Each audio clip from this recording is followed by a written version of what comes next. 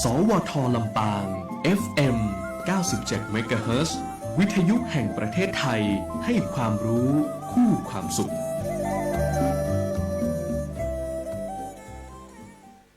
รายการ 97 Radio 11 นาฬิกาหลังข่าวถึง 12 นาฬิกา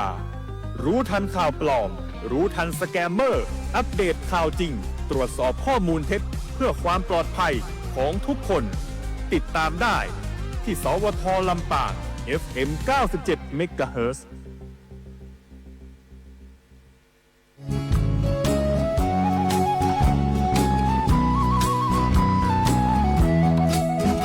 สงครามตะวันออกกลางยากคือหลายอย่างต้องมาเปลี่ยนไปน้ำมันซื้อขายบ่ได้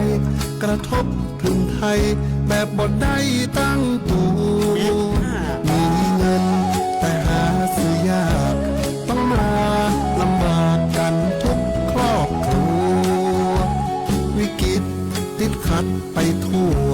เพราะทุกอาชีพต้องใช้น้ำมันรัดเข็มขัดประหยัดพลังงาน plus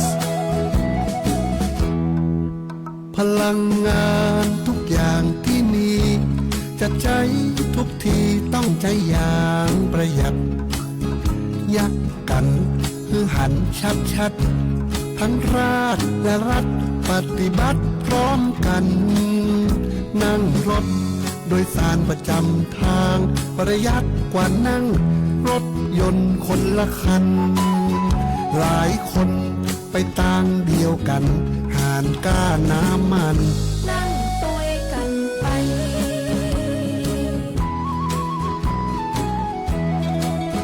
ไปที่ไหนถ้ามันบ่รีบลองปั่นรถถีบเอาก็ดีเหมือนกันรถถีบบอกกินน้ำมันแถมตัวเอานั้นได้ออกกำลังกายไปไกลขี่มอเตอร์ไซค์อยู่บ้านเปิดหน้าต่างไว้คือลมเย็นเข้าได้โดยบอกต้องใจเอง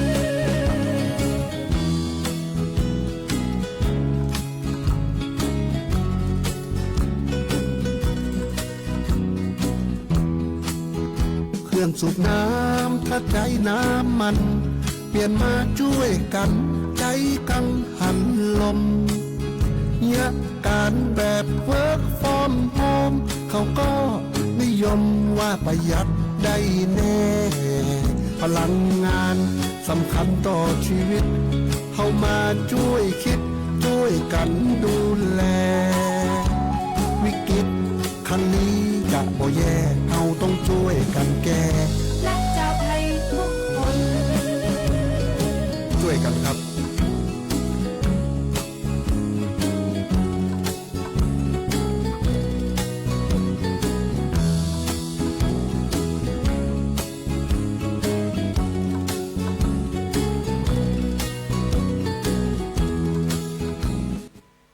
ช่วยกันเนาะพี่น้องเนาะวิกฤตพลังงานเฮาต้อง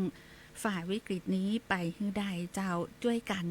ฮัดเข็มขัดประหยัดพลังงานพลัด97 Radio มาแล้วเจ้าแอลชุติการเราใช้รายงานตัวตอน 11 โมงถึงเที่ยงวันนี้พิเศษนะเจ้าในช่วงของ97 Radio มีแขกรับเชิญร่วมในรายการเพราะว่าเฮาใกล้จะถึงเป็นห้องว่าเทศกาลสำคัญนะในช่วงปีใหม่เมืองของเฮาจะมีที่เดียวนะที่ลำปางคำว่าสลุงหลวงกล่องใหญ่ปีใหม่เมืองนครลำปางที่เป็นจะมีขึ้นนะเจ้าในช่วงวันที่8ถึง14เมษายนวันนี้ได้รับเกียรติต่างผอ.รัตนาสันตกิจนะเจ้าผู้อำนวยการกลุ่มกิจการพิเศษสำนักงานวัฒนธรรมจังหวัดลำปางและอาจารย์ปิงปองดร.อนุกูลสิริพันธ์ประธานสภาวัฒนธรรมอำเภอเมืองลำปางและรองประธานสภาวัฒนธรรมจังหวัดลำปางสวัสดีเจ้าสวัสดีทั้งสองท่านถึงกิจกรรมนะงานถือว่าเป็นงานประเพณีสำคัญของคนเมืองเฮาเลยนะคนล้านนาโดยเฉพาะพี่น้องชาวลำปางหนึ่งเดียวเนี่ยคำว่าสลุงหลวงนี่ก็คือหลวงก็คือใหญ่เลย กับงานนี้ที่จะมีขึ้นซึ่งจังหวัดลำปางของเฮาโดยสำนักงานวัฒนธรรมจังหวัดลำปางที่บูรณาการร่วมกับหน่วยงานต่างๆไม่ว่าจะเป็นเทศบาลนครลำปางสภาวัฒนธรรมจังหวัดลำปางสมาคมกองปูจาศิลปะการแสดงพื้นบ้านนครลำปางปตท.น้ำมันและการก๊าซปลีกจำกัดมหาชนแล้วก็คณะกรรมการร่วมภาคเอกชนที่ได้มีการแถลงข่าวไปเมื่อประเมินมานี่นะเจ้าแล้ววันนี้ทั้งสองท่านก็จะมาบอกในรายละเอียดมาป้ายยากับแขกแก้วนะเจ้าแฟนรายการที่ติดตามทาง97เรดิโอหรือว่าติดตามทางเพจของสวทลำปางอยู่ในขณะนี้จะได้ปักหมุดหรือว่าได้เตรียมการล่วงหน้าเลยว่าปีใหม่สงกรานต์ว่าปีใหม่เมืองเนี่ยต้องมาที่นครลำปางอยากจะฮือต่างท่านผอ.รัตนาเนาะได้อูถึงก่อนว่างานเขาจะมีในช่วงวันที่8ถึง14ที่เขาจะป้ายยาเปิ้นได้ในไฮไลท์สำคัญในแต่ละวันเนี่ยจะอยากจะฮือต่างท่านผอ.รัตนาได้ปูเอิญบอกก่อนเลยเนาะก่อนที่จะฮือต่างด้านอาจารย์ปิงปองได้อู้ในรายละเอียดว่าสลุงหลวงกองใหญ่นี่เป็นจะใดนะความเป็นมาประวัติของเฮานี่นะเรียนเจิญต่างท่านผอ.ก่อนเลยเจ้าค่ะขอบคุณค่ะ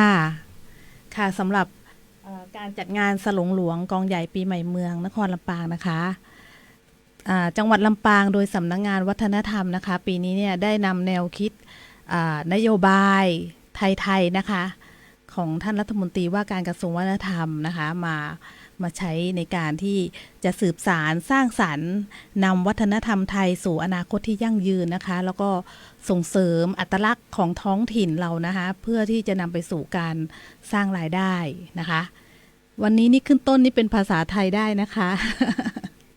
เจ้าได้เจ้าค่ะซึ่งในการจัดงานนะคะก็คือเราจะใช้แลนด์มาร์คของจังหวัดนะคะเป็นพื้นที่จัดงานโดยวันที่8ถึง10เมษายนนะคะจะจัดที่มิวเซียมลำปางนะคะทีนี้ในงานวันที่8ถึง10เนี่ยค่ะพูดถึงพื้นที่ตรงนี้เนี่ยเราจัดให้เป็นพื้นที่สำหรับภูมิปัญญาแล้วก็ศิลปินทุกแขนงของจังหวัดลำปางเลยนะคะโดยจะมีเป็นโซนนะคะอย่างตรงบริเวณของหลวงพ่อดำศาลหลักเมืองตรงนั้นนะคะจะเป็นจุดแสดงนิทรรศการนะคะนิทรรศการจะประกอบไปด้วยนิทรรศการน้อมรำลึกในพระมหากรุณาธิคุณสมเด็จพระนางเจ้าสิริกิติ์พระบรมราชินีนาถพระบรมราชชนนีพันปีหลวงนะคะแล้วก็เป็นนิทรรศการเฉลิมพระเกียรติพระบาทสมเด็จพระเจ้าอยู่หัวรัชกาลที่10และนิทรรศการองค์ความรู้ของปูจานครลำปางและกองล้านนานะคะและนิทรรศการสลุงหลวงก็คือมีถึง4นิทรรศการโดยกิจกรรมก็จะเริ่มตั้งแต่บ่าย2นะคะตั้งแต่บ่าย2เลยเพราะฉะนั้นเด็กๆเยาวชนนะคะก็อยากจะเชิญชวนให้มาร่วมกิจกรรมที่มิวเซียมลำปางก็คือตั้งแต่วันที่8ถึง10ถือว่าเป็นการสงกรานต์ที่แรกของประเทศเนาะนะคะอาจารย์เพราะว่าเราอยากจะให้ลำปางเนี่ยเป็นจุดแรกเลยในช่วงเทศกาลสงกรานต์ให้นักท่องเที่ยวนะคะได้มาชมแม้กระทั่งคนลำปางเองเราก็ให้ได้มาที่นี่เป็นที่แรกนะคะค่ะก็คือหลังจากบ่าย2นะคะที่เราได้ชมนิทรรศการนะคะเราก็จะมีกิจกรรมเป็นลานกิจกรรมนะคะมีลานวัฒนธรรมสร้างสรรค์นะคะเป็นข่วงแก้วเวียงละกรก็คือเป็นการสร้างบรรยากาศของประเพณีปีใหม่เมืองของเรานะคะมีจุดให้ส่งน้ำพระพุทธรูปแล้วก็มีปักตุงนะคะเจดีย์ทรายซึ่งเดี๋ยวรายละเอียดลึกๆที่เป็นองค์ความรู้เป็นภูมิปัญญาเนี่ยวันนี้เราก็เชิญดร.อนุกูลนะคะสิริพันธ์ท่านก็จะมาให้ความรู้ลึกๆนะคะแก่เยาวชนนะคะกับคนที่ได้ฟังรายการในวันนี้นะคะค่ะสำหรับยังไม่จบนะคะตรงที่ลานสร้างสรรค์ข่วงแก้วเวียงละครเนี่ยเราจะเป็นเปิดพื้นที่ให้กับการสาธิตภูมิปัญญานะคะของจังหวัดลำปางซึ่งเยอะมากเลยนะคะตอนนี้ทางวัฒนธรรมเนี่ยศึกษาค้นคว้าความรู้ของจังหวัดลำปางเท่าไหร่ก็ไม่หมดนะคะอาจารย์เดี๋ยวจะไตเติ้ลให้ฟังก่อนนะคะก็คือมีกิจกรรมสาธิตดอกไม้ไหวนะคะดอกไม้คำมีการสาธิตดอกไม้เอื้องผึ้ง ทำตุงไส้หมูตุงใยสวยกาบนะคะการทำเขียนภาษาล้านนานะคะ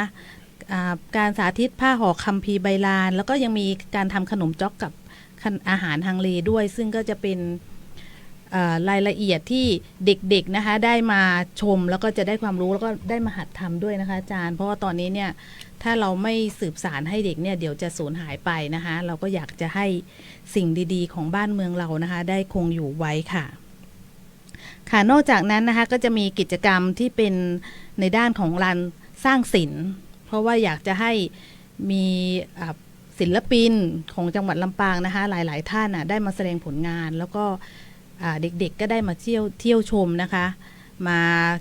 สร้างสรรค์ศิลปะนะคะลงบนในกิจกรรมนี้นะคะแล้วก็เราก็มีการส่งเสริมรายได้ให้กับผู้ประกอบการนะคะที่เป็นเครือข่ายทางวัฒนธรรมนะคะกว่าจำนวน40ผู้ประกอบการนะคะก็คือเราจัดเป็นถนนสายวัฒนธรรมเลยตรงนี้ก็คือให้เกิดการสร้างรายได้ด้วยค่ะค่ะทีนี้พอมาในกิจกรรมไฮไลท์ในช่วงซึ่งจะเป็นช่วงเย็นนะคะก็จะเริ่มตั้งแต่17:30 นาทีนะคะก็จะมีการเคลื่อนขบวนอัญเชิญ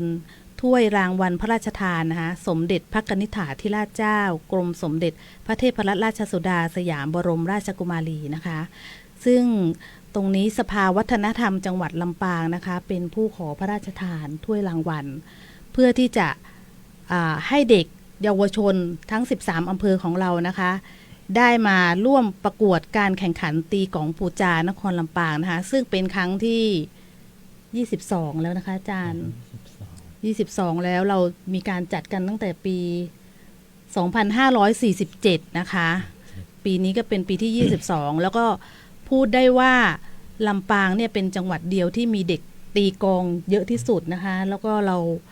ได้รับการสนับสนุนจากบริษัทปตท.นะคะน้ำมันและการค้าปลีกมีกองให้เด็กฝึกซ้อมนะคะถึง117ใบนะคะทุกอำเภอเลยนะคะตรงนี้ค่ะก็ขอเชิญชวนเลยนะคะเป็นงานที่ยิ่งใหญ่มากคือนอกจากประกวดตีกลองแล้วก็ยังมีการแสดงต่างๆมากมายค่ะแล้วก็เราเริ่มหลังจากขบวนเชิญมานะคะเวลา 18 นาฬิกาเนี่ยก็จะเป็นพิธีอัญเชิญถ้วยนะคะแล้วก็เข้าสู่การแข่งขันเวลา18:30 นาทีนะคะปีนี้คือเราไม่ให้น้องๆร้อนปีก่อนนี้ร้อน เราก็เลยจะเริ่มกันตอนเย็นแล้วก็ร่วมลุ้นกันไปถึง 3-4 ทุ่มเลยค่ะเพราะฉะนั้นทุกคนต้องอยู่นะคะสำหรับวันที่9นะคะวันที่9เนี่ยก็จะเป็นวันสำคัญคือเป็นพิธีเปิดของงานสลุงหลวงกองใหญ่ปีใหม่เมืองนครลำปางแล้วก็อีกงานหนึ่งที่กระทรวงวัฒนธรรมนะคะได้ร่วมสนับสนุนก็คืองานมหกรรมกลองปูจาล้านนาไทยเทิดไทยองค์ราชันนะคะค่ะซึ่งวันที่9เราก็จะเริ่มกิจกรรมตั้งแต่บ่าย2เช่นเดิมก็คือกิจกรรมที่ลานวัฒนธรรมต่างๆนะคะจนมาถึงเวลา 18 นาฬิกาตรงนี้จะเป็นกิจกรรมพิธีเปิดนะคะพิธีเปิดซึ่งปีนี้เนี่ยมีการแสดงแสงสีเสียงอลังการมากเลยนะคะก็ได้การประดิษฐ์รูปแบบการแสดงออกแบบรูปแบบการแสดงนะคะก็มาจากคนลำปางมาจากภูมิปัญญาของคนลำปางแต่ต้องเก็บไว้ก่อนเนาะคนที่ ต้องมาติดตามต้องมาดูให้เห็นกับตาตัวเองนะคะว่าอลังการแค่ไหนอย่างการแสดงที่งานแถลงข่าวนี่ก็ตะลึงไปแล้วนะคะสวยงามมากเพราะฉะนั้นก็ขอเชิญทุกคนนะคะมาชมค่ะนอกจากการแสดงทางศิลปะวัฒนธรรมแล้วนะคะก็เวลา2 ทุ่มนะคะ20 นาฬิกาก็จะมีการแสดงของศิลปินวงเดอะเพอนะคะอันนี้ก็เอาใจวัยรุ่นนะคะ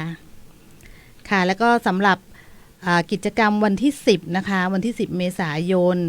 วันที่10 เมษายนนี้จะมีการแสดงนะคะของวงสล้อซอซึงนะคะการแสดงสล้อซอซึงเทิดพระเกียรติสมเด็จพระนิธิถาธิราชเจ้านะคะกรมสมเด็จพระเทพรัตนราชสุดาสยามบรมราชกุมารีนะคะแล้วก็มีการแสดงของกองนานาชาติแล้วก็ การแสดงแสงสีเสียงอันยิ่งใหญ่ก็คือมหัศจรรย์ของปูจาล้านนาไทยลือลั่นสนั่นโลกเทิดไทยองค์ราชันนะคะซึ่งอันนี้ผสมผสานการแสดงกลองทางภาคเหนือนะคะอย่างยิ่งใหญ่แน่นอนจะเป็นยังไงต้องดูด้วยตาตัวเองนะคะค่ะแล้วก็ปิดท้ายก็จะเป็นวง SL Music นะคะทีนี้กิจกรรมที่สำคัญที่อยู่ในวันที่10 เมษายนนี้ด้วยที่ห้ามพลาดเลยอันนี้เราก็ทำสืบเนื่องต่อกันมาก็จะเป็นการประกวดหม้อสังขารนะคะซึ่งเดี๋ยวรายละเอียดคุณค่านะคะแล้วก็ความเป็นมาก็จะต้องให้อาจารย์ ดร.อนุกูลเป็นผู้อธิบายให้น้องๆหรือว่าให้ผู้ติดตามนะคะได้รับฟังกันนะคะค่ะแล้วก็จะฝากนิดนึงก็คือผู้ที่สนใจในเรื่องของการประกวดหม้อสังขารก็ให้ติดตามได้ที่เพจสลุงหลวงนะคะซึ่งเดี๋ยวเราจะประกาศรับสมัครนะคะเร็วๆนี้นะคะค่ะแล้วก็สำหรับกิจกรรมวันที่11นะคะอันนี้จะเป็นกิจกรรมของทางเทศบาลนครลำปางนะคะได้สนับสนุนแล้วก็จัดขึ้นเลยแล้วก็เป็นกิจกรรมที่ยิ่งใหญ่เช่นเดียวกันก็คือการประกวดเทพบุตรสลุงหลวงเทพธิดาสลุงหลวงนะคะซึ่งเราจะมีการรายงานตัวตั้งแต่เวลา 9 นาฬิกานะคะแล้วก็ในงานนี้สำหรับปีนี้ก็ได้รับพระราชทานถ้วยรางวัลเช่นกันนะคะจากทูลกระหม่อมหญิงอุบลรัตนราชกัญญาสิริวัฒนาพันนวดีนะคะปีนี้คือยิ่งใหญ่มากนะคะแล้วก็ได้รับเกียรตินะคะเป็นอย่างยิ่งเลยนะคะค่ะ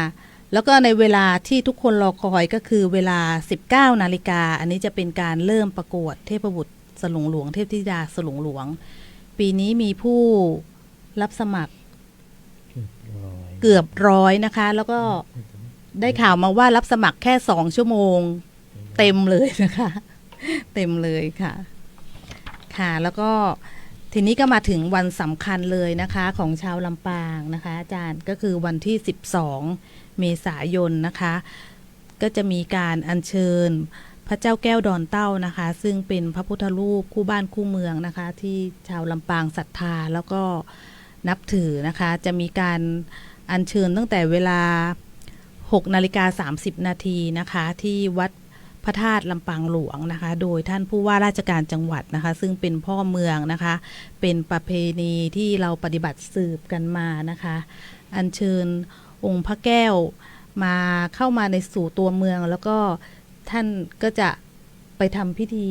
นะคะทางศาสนาที่วัดพระแก้วดอนเต้าสุชาดารามนะคะซึ่งถือว่าเป็นจุดที่เกิดขึ้นนะคะค่ะ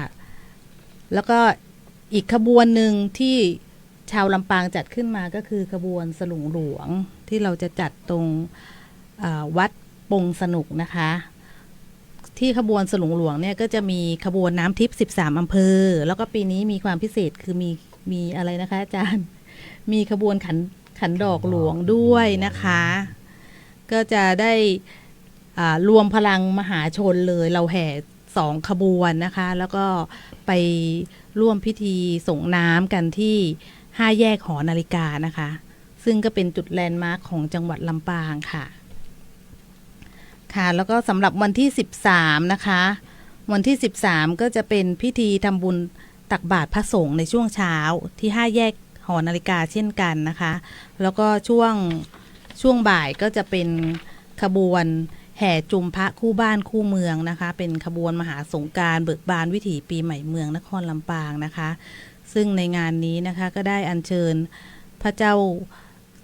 แก้วดอนเต้าแล้วก็พระเจ้าไม้แก่นจันทร์นะคะพระเจ้าทองทิพย์พระเจ้าแสนแท้ทองคำพระเจ้าฝนเสน่หาแก้วโคมคำนะคะซึ่งงานนี้นะคะเรารวมพลังศรัทธาของทุกอำเภอมาด้วยกันนะคะจัดเป็นขบวนรวมถึงมีขบวนรถม้าสงกรานต์ลำปางด้วยนะคะค่ะสำหรับ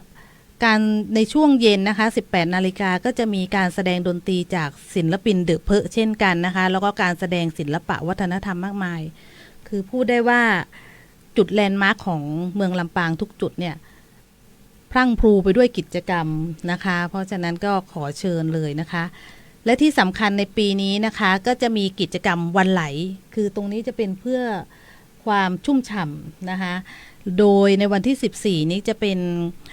ทางเทศบาลนครลำปางแล้วก็คณะกรรมการร่วมภาคเอกชนนะคะได้สนับสนุนการจัดกิจกรรมนะคะมีทั้งกิจกรรมทางด้านประเพณีวัฒนธรรมการก่อเจดีย์ทรายนะคะการแห่ไม้ค้ำสีนะคะแล้วก็มีกิจกรรมลำปางวอเตอร์เกตนะคะที่ถนนฉัตรชัยนะคะและกิจกรรมสาดน้ำม่วนใจที่ศพตุ๋ยหนาครั้งที่2นะคะเพราะว่าปีที่แล้วเนี่ยเป็นครั้งแรกแล้วก็ได้รับการตอบรับดีมากนะคะปีนี้เราก็เลยได้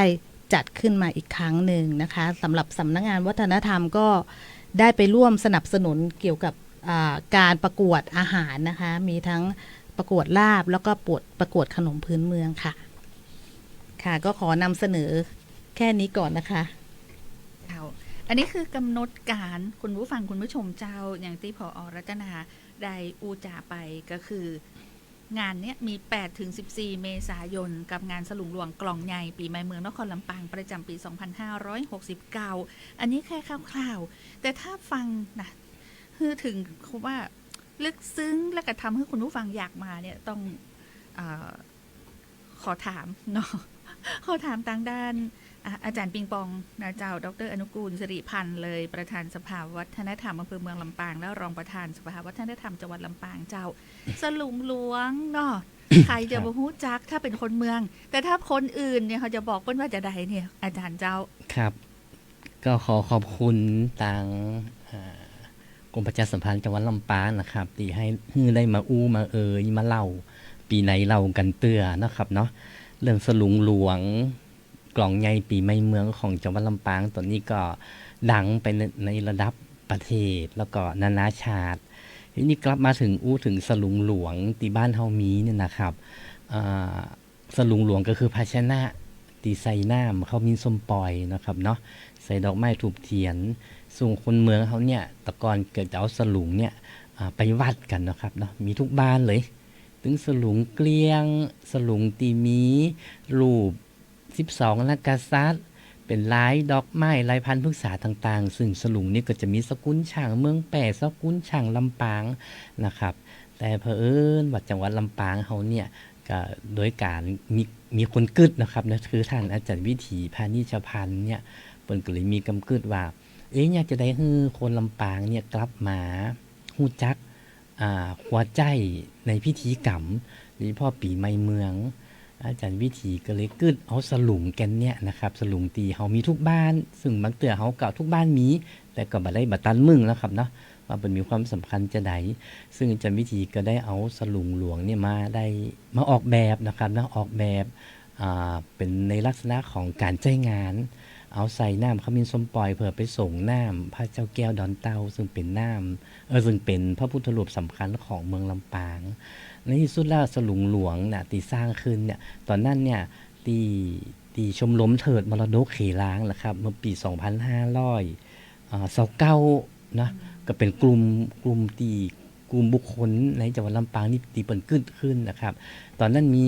อาจารย์คุณหญิงวลัยลีลานุชนะครับอดีตผู้อำนวยการโรงเรียนลำปางกัลยาณีเป็นประธานชมรมได้คิดว่าลำปางเขาเนี่ยต้องมีอันอย่างที่พิเศษแล้วก็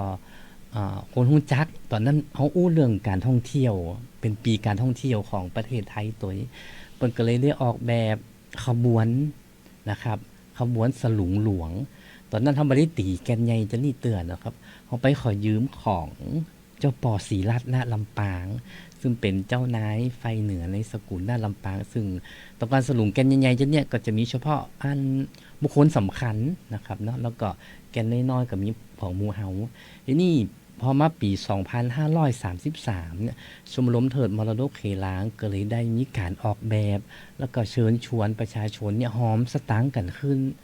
นะครับตีสลุงแกนนี่ขึ้นมาน้ำหนัก 2,533 บาท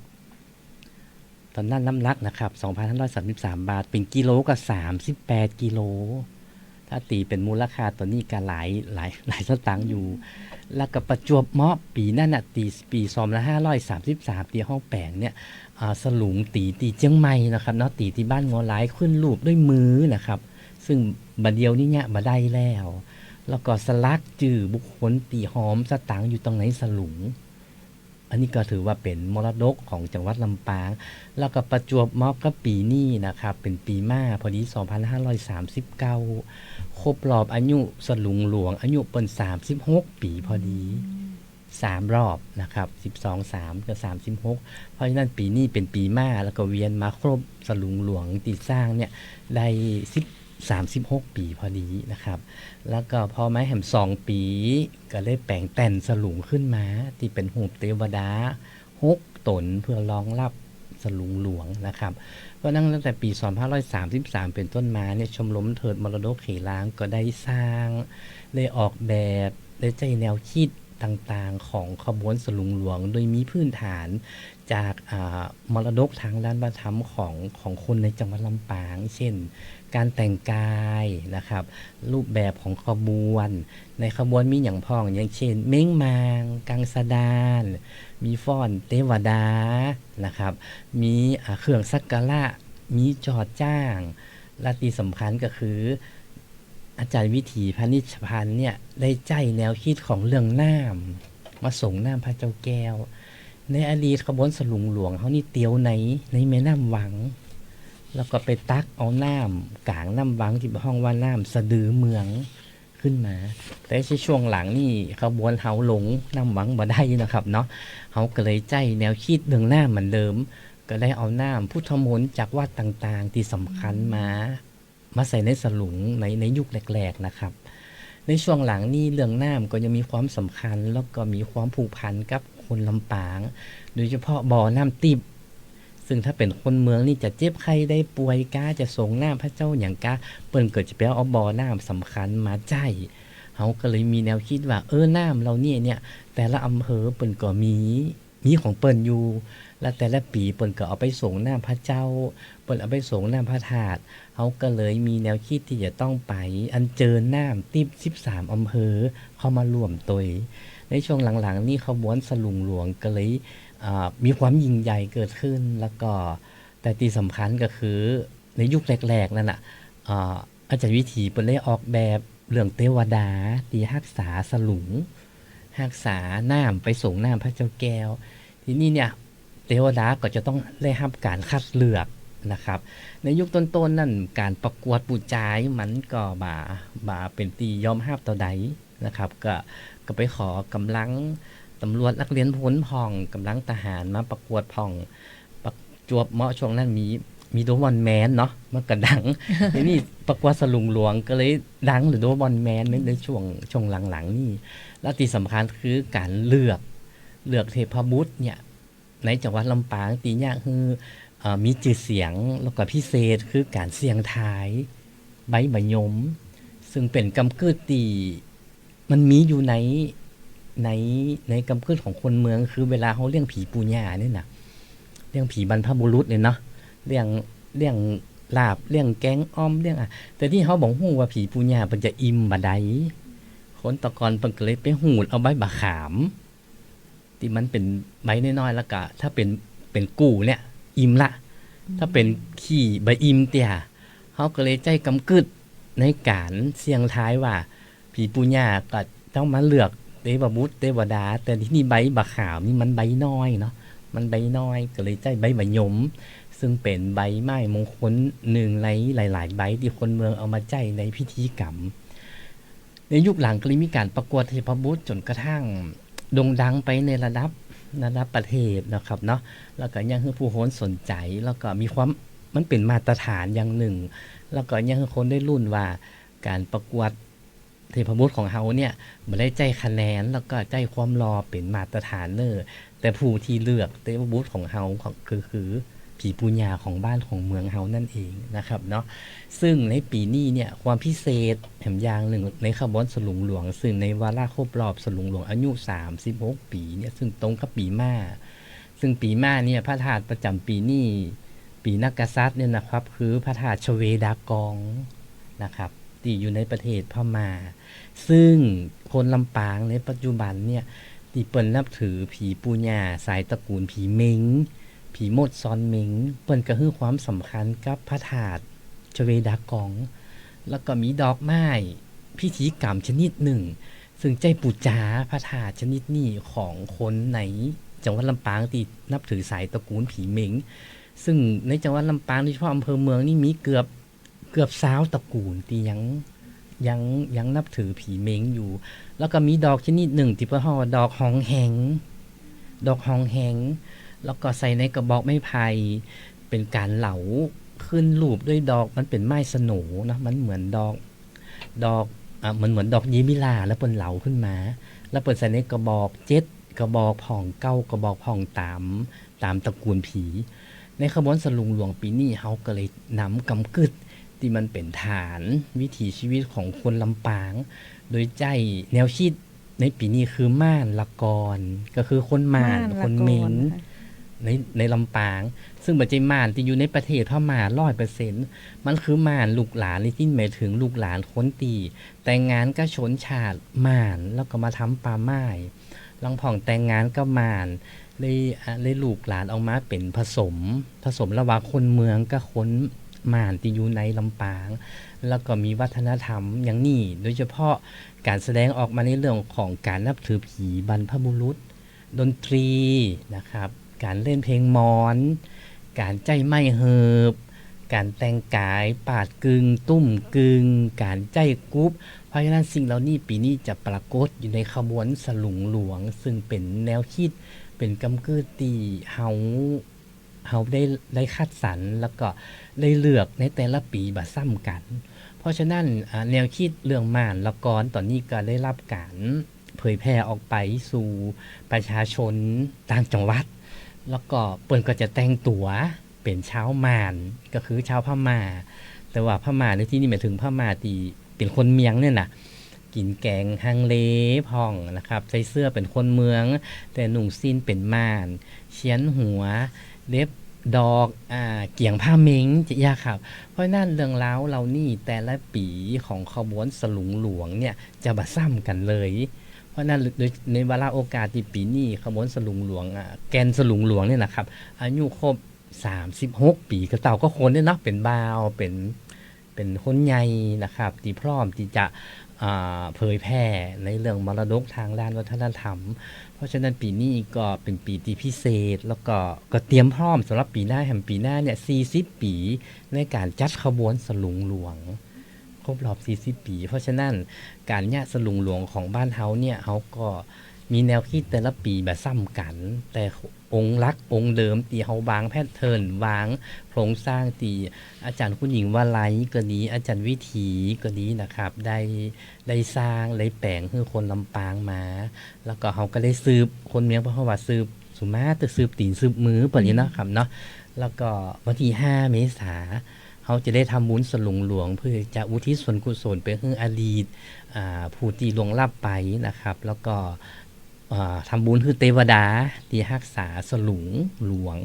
นะครับเป็นเบื้องต้นในการกระทำการอันเป็นมงคลของทุกๆปี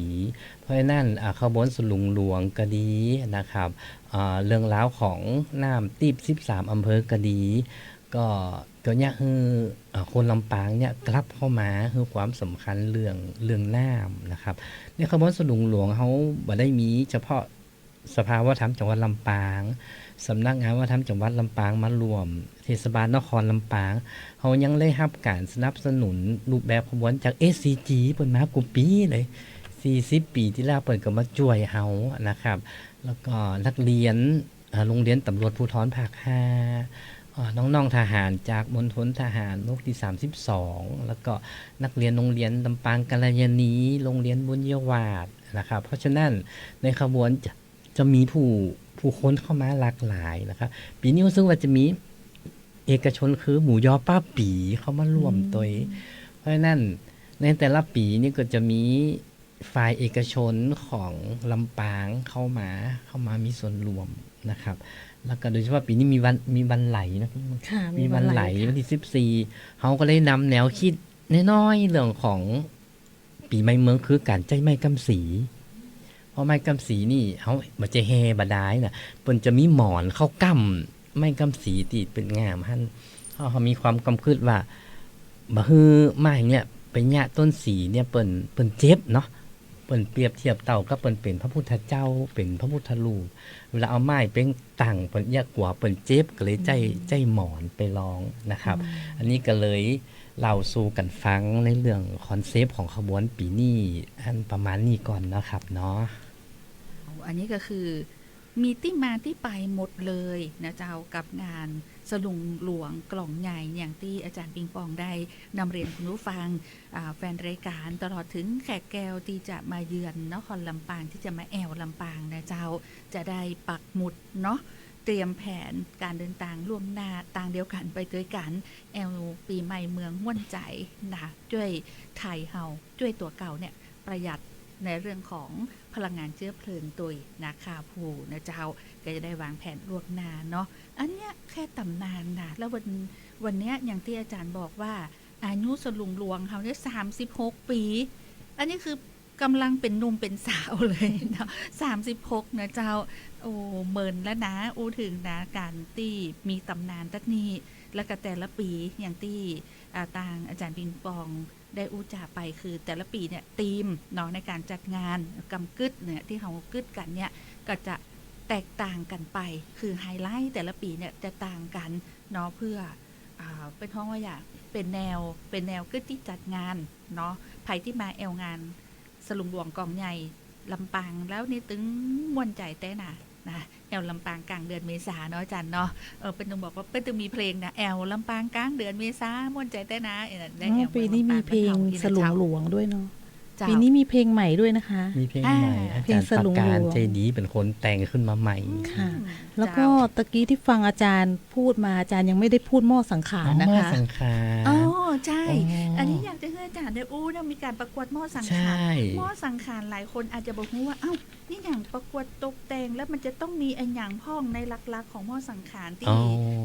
ที่จะเอามาประกวดกันเนี่ยเจ้า หม้อสังขารก็ว่าสังขารก็หมายถึงสังขารเขาเนี่ยอายุเขาเนี่ยมันล่วงเลยไปแล้ว มันเป็นสัญลักษณ์ว่าอายุเขาเนี่ยกำลังจะมดไปแหมหนึ่งวาระละเขาจะต้องแย่อย่างพอง นี่หม้อสังขารมันก็คือหม้อดอกนะครับเนาะทีนี้หม้อน้ำเนี่ยเกิดรูปขึ้นได้เนี่ยมันจะใจด้วยหนึ่งขึ้นรูปด้วยดินเป็นดินนะครับเนาะแล้วก็เอาไปตากคือมันแห้งนะครับผสมด้วยน้ำแล้วก็ไปอบด้วยไฟเพราะนั้นหม้อดินเนี่ยมันจะขึ้นรูปด้วยดินน้ำลมไฟมันคือถาดสีของมนุษย์แล้วเอาน้ำเข้าใส่ปุ๊บเนี่ยเอาต้นไม้เข้าใส่ปุ๊บเนี่ยยังใบหมักปู้หรืออะไรอย่างเนี้ยแจ้ไว้มันเหมือนมันจะออกหากทีนี้คนเมืองมันก็เลยให้ความสำคัญเป็นหม้อแห่งความอุดมสมบูรณ์ซึ่งถ้าเป็นทรัพย์วิชาการก็คือหม้อน้ำบูรณกตะหม้อแห่งความเจริญงอกงามหม้อแห่งความสมบูรณ์หม้อที่บอกว่าคนเราจะมีชีวิตได้ก็เกิดขึ้นกับสิ่งเหล่านี้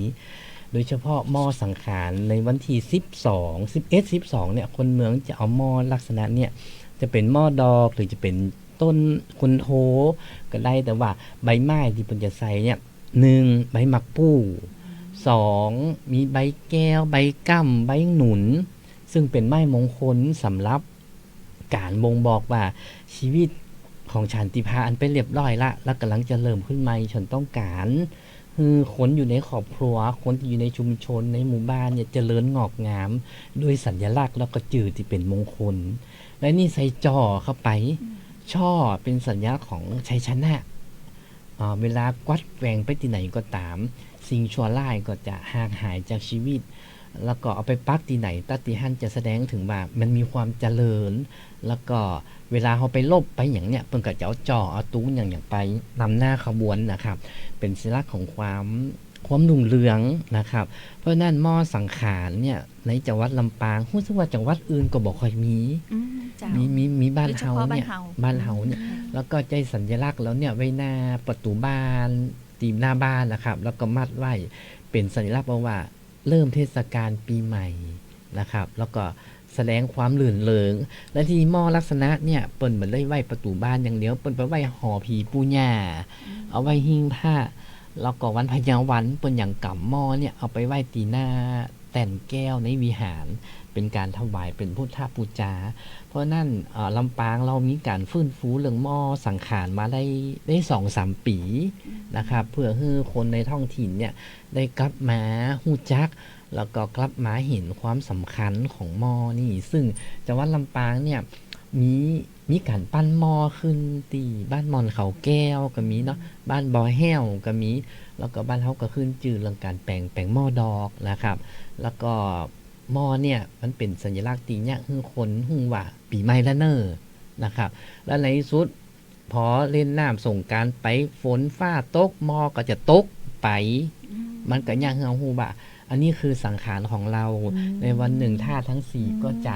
ดับไปตามนั้นเพราะนั้นหม้อสังขารมันก็เป็นสัญลักษณ์ของชีวิตเฮานะครับที่ขึ้นรูปด้วยดินนะครับเป็นดินแล้วก็ผสมด้วยน้ำเอามากลกันเป็นเนื้อเดียวกันดินน้ำแล้วก็ลมเอาไปตากคือมันแห้งเรากุบไปอบด้วยไฟเพราะนั้นคือดินน้ำลมไฟคือธาตุของมนุษย์ที่อยู่ในชีวิตของเขาเพราะนั้นความหมายตรงนี้ก็เขาก็ได้รณรงค์แล้วก็เนี่ยคนลำปางได้ฮู้จักแล้วก็วันที่10 11 12ทุกบ้านก็จะมีหม้อสังขารนอกจากหม้อสังขารแล้วเขายังมีข้าวแจกข้าวจานเลยนะไว้บอกแม่ทอละนี้เจ้าตีว่าปีใหม่ละเนอในเวลาโอกาสที่เขาจะต้องชำระร่างกายชำระจิตใจชำระบ้านเพิ่นก็จะเอาใบไม้มงคลมาห้องเช่นใบมะหนุนก้ำหนุนนะครับแล้วก็มีข้าวแดงข้าวใส่แป้งเป็นควักนะครับไปย้องใบประตูบ้านแม่ท่อละนี้อย่างเงี้ยซึ่งคนเมืองเฮานี่มีกำกึดจะนี่แล้วก็สอดแทรกเกี่ยวกับเรื่องของธรรมชาติเรื่องของชีวิตไว้ในประเพณีของท้องถิ่นนะครับอันนี้ก็สำนักงานวัฒนธรรมเนาะได้รื้อฟื้นใช่แล้วก็รณรงค์ค่ะรณรงค์แล้วก็ถึงมีการประกวดที่นี่การประกวดเนี่ยเขาก็จะใจไอเดียของแต่ละคนจะใจจอดใจตุ้งใจอันอย่างเข้ามาแล้วก็มีกำกึดเหลืองใบแก้วใบก้ามใบหนุนใบเบือดปองเนี่ยมันก็หายใบก้ามเนี่ยเราออนเดียวกับหมูหูจักละใบตองเต้าเนี่ยนะครับก็เขาก็เริ่มที่จะเอาใบเหล่านี้เข้ามาใจในงานประเพณีของเขาก็ถือว่าเป็นซอฟต์พาวเวอร์เป็นคุณค่า เป็นคุณค่าทางประเพณีด้วยนะคะเจ้าแล้วถือว่าเป็นอัตลักษณ์ล้านนานะผลักดันสู่ซอฟต์พาวเวอร์ได้ตัวถือว่าเป็นซอฟต์พาวเวอร์ของลำปางได้เลยนะ ใช่เลยค่ะเพราะว่าที่อื่นบ่มีเนาะบ่ค่อยหันนะเจ้าเรื่องของหม้อสังขารที่จะอนุรักษ์รักษาหรือว่าสืบพิสานหอยเจ้าวันนี้เวลาเดินทางมาถึงช่วงท้ายแล้วเจ้าเวลาน้อยไป1 ชั่วโมงนะเจ้าอย่างนี้ต้องแบบ2 ชั่วโมงเนาะเจ้าก็ในช่วงท้ายเนาะอยากจะเชิญชวนเนาะพ่อแม่พี่น้องคุณผู้ฟังแฟนรายการนักท่องเที่ยวเจ้ามาแอวงานสลุงหลวงกล่องใหญ่ปีใหม่เมืองนครลำปางประจำปี 2569นะเจ้า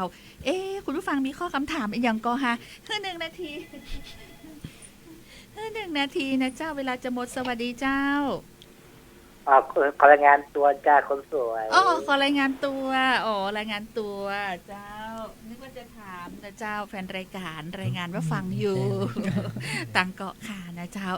ในช่วงท้ายทั้ง2 ท่านเจ้ามีอย่างจะฝากนะ2 นาทีเชิญอาจารย์ก่อนดีกว่าก็อยากจะเชิญชวนโดยเฉพาะคนลำปางนะครับเนาะมารวมกิจกรรมกันนักๆนะครับเนาะแล้วก็มีความสุขแล้วก็ม่วนกับงานกิจกรรมที่ปีใหม่ของเขากำลังจะเริ่มขึ้นนะครับแล้วก็เชิญชวนทุกท่านนะครับเนาะครับค่ะก็เช่นกันนะคะก็อยากจะเชิญชวนผู้ปกครองนะคะพ่อแม่พาลูกๆมาเรียนรู้คุณค่าของประเพณีปีใหม่เมืองของลำปางนะคะแล้วก็บอกได้เลยว่าเป็นอัตลักษณ์นะคะและให้เรามาช่วยกันเชิดชูอัตลักษณ์ของเราค่ะเจ้าก็มาแอวลำปางนักๆกันแล้วกันเนาะสายนี้บัตรตันแล้วเจ้าเวลาหมดละขอบคุณเจ้านะพี่เปิด FM ไว้ทั้งวันเนยน้องแอลขอบคุณพี่เจ๊กธนชาเจ้าที่เอิ้นมาบอกเนาะว่าติดตามฟังสวทลำปาง FM 97 เมกะเฮิรตซ์สายนี้บัตรตันแล้วเวลาหมดเวลาเจ้าไว้ปะกันในครั้งต่อไปใกล้ๆเดี๋ยวเจอทั้ง2 ท่านมาใหม่แหมเนาะมาบอกต่อคุณผู้ฟังนะเจ้าวันนี้ขอบพระคุณจ้านะเจ้าขอบคุณเจ้าสวัสดีเจ้าพบกับงานมหกรรมการค้าฟื้นฟู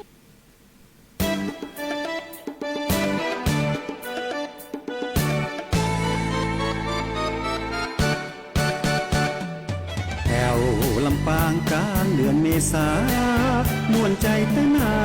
ได้มาแอววันสงกรานต์ดำหัวคนเฒ่าเอาน้ำส้มปล่อยมาตานสมพอกบานสงกรานต์วันปีใหม่มาฟัง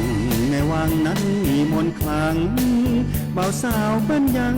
คิดมั่นในกำสัญญาช่วยกันขนทรายเอาใจในวัดในว่าผู้คนเปิ้นมา